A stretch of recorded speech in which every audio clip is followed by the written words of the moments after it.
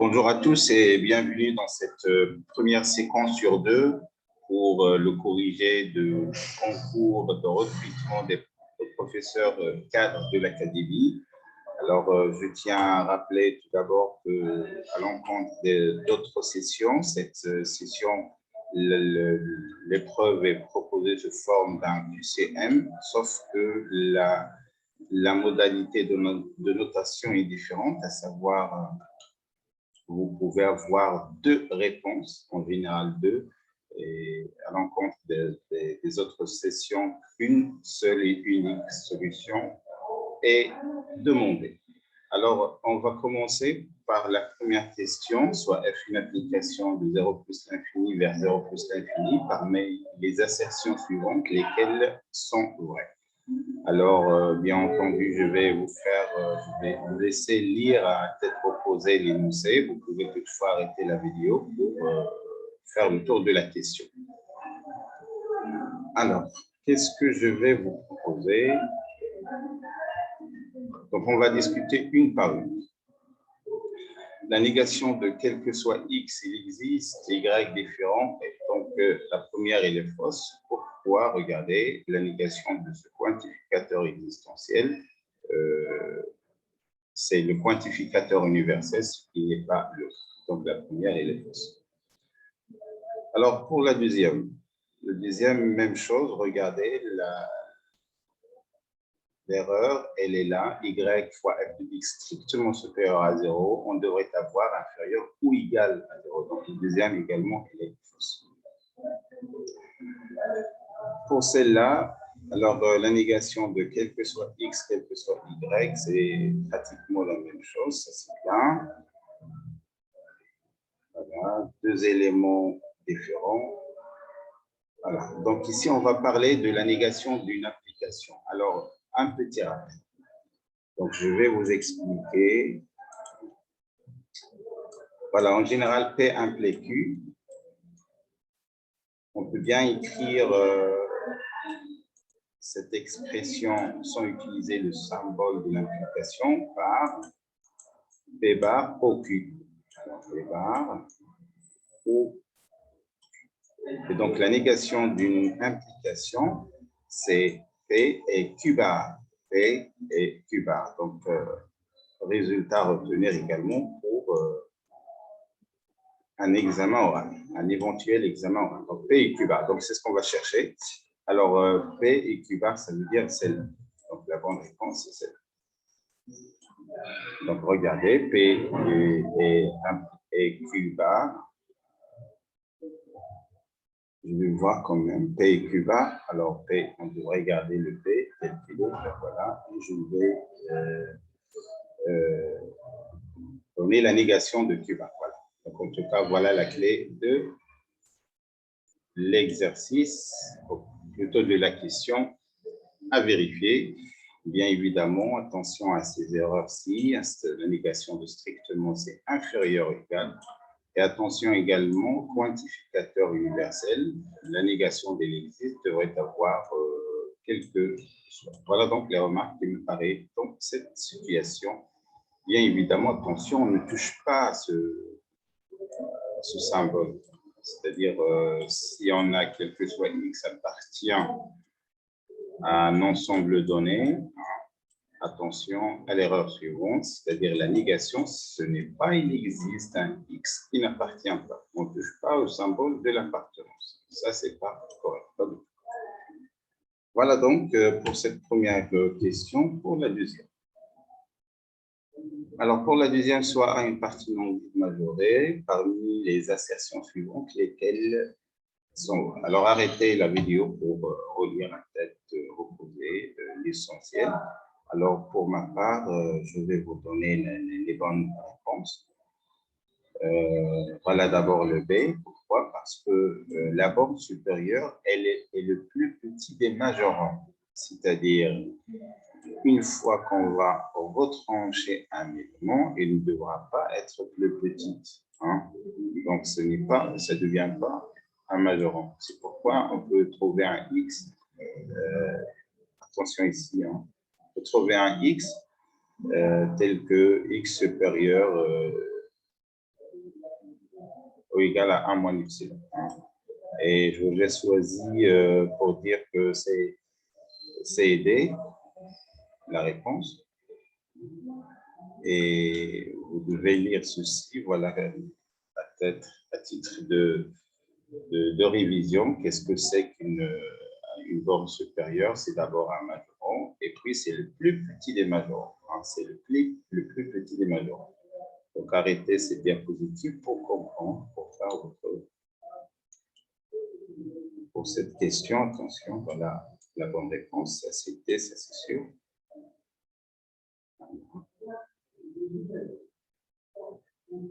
Et le C.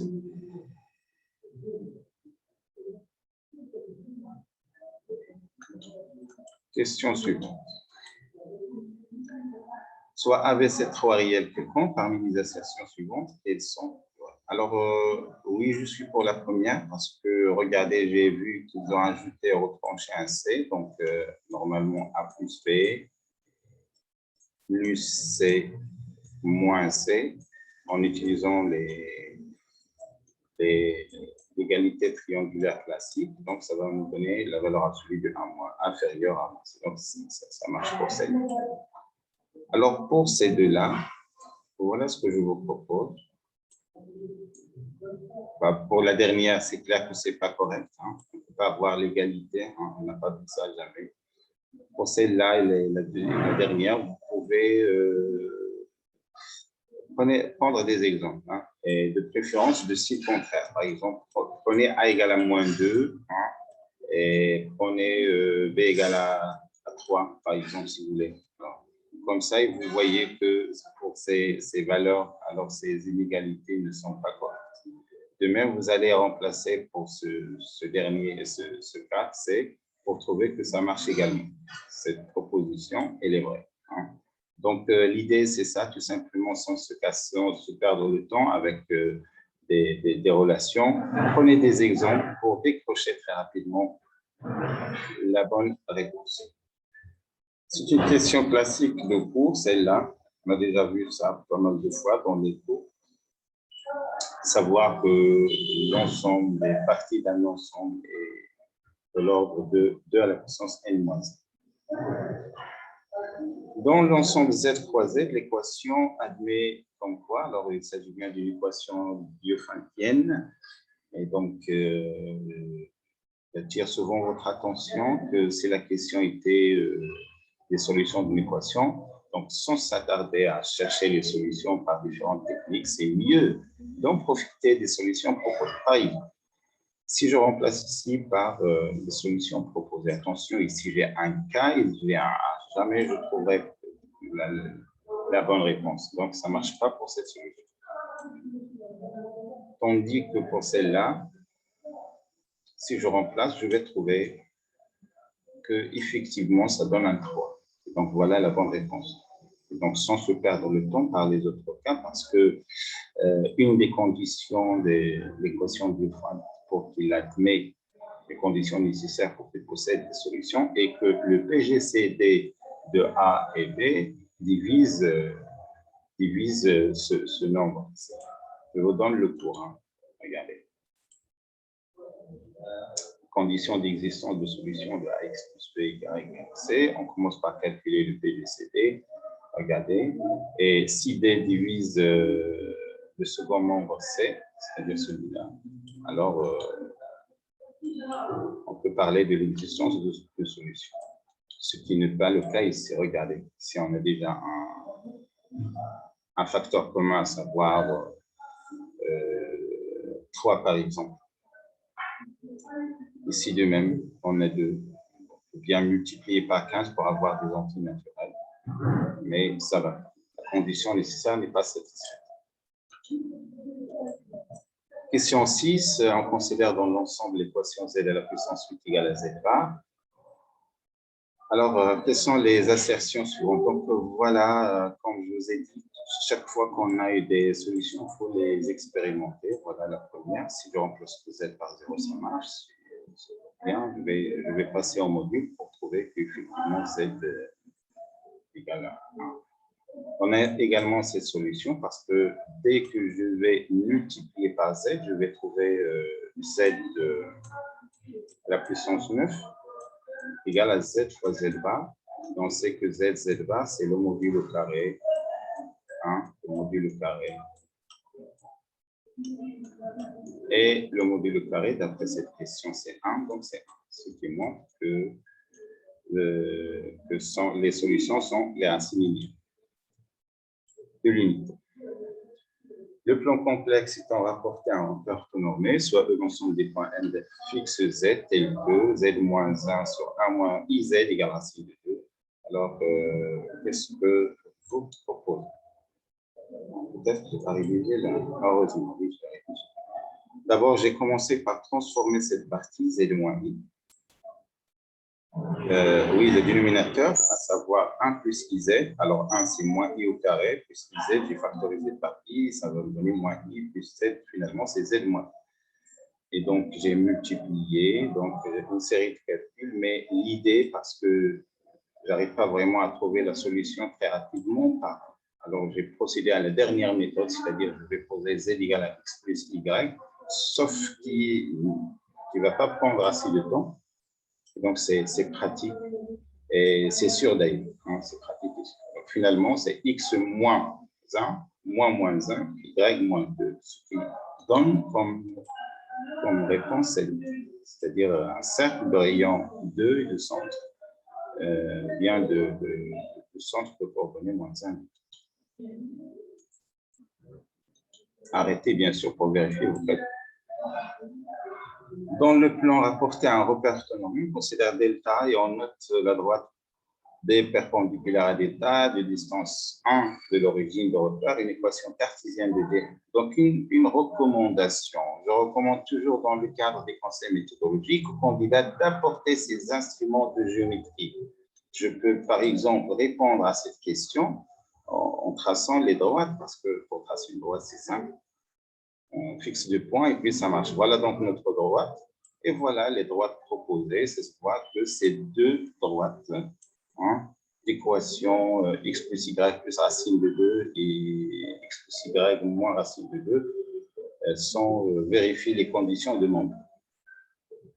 Pour ceux qui cherchent la méthode analytique, il faudrait bien avoir souci, peut-être dans notre situation, que c'est difficile de tracer les droites. Donc, ça se voit dans une petite discussion que ici, par exemple, y égale, si on écrit l'équation réduite, c'est moins x moins racine de 2. Bien évidemment, ça c'est le coefficient directeur. Hein. Et donc, il est affecté d'un signe moins, donc on a de la chance à trouver qu'il soit perpendiculaire pour ces deux-là. Hein. Mais pour les autres,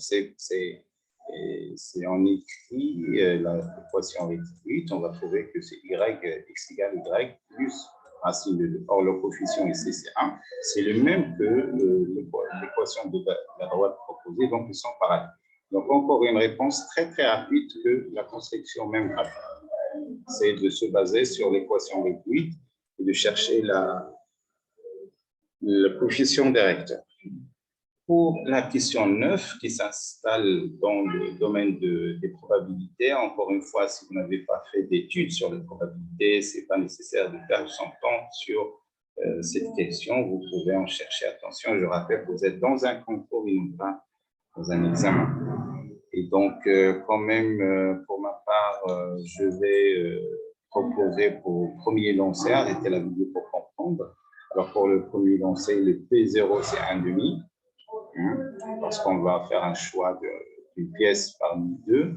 Et pour la deuxième, regardez, on va utiliser la probabilité totale et ça va donner 1,5 fois 1,5 plus 1,5 plus 1 sur 3. Alors, j'ai P1 et P0, vous pouvez, sans faire de calcul, sans perdre de temps avec cette relation de référence, chercher laquelle qui va nous donner P2 égale à la valeur qu'on vient de trouver. On va trouver que c'est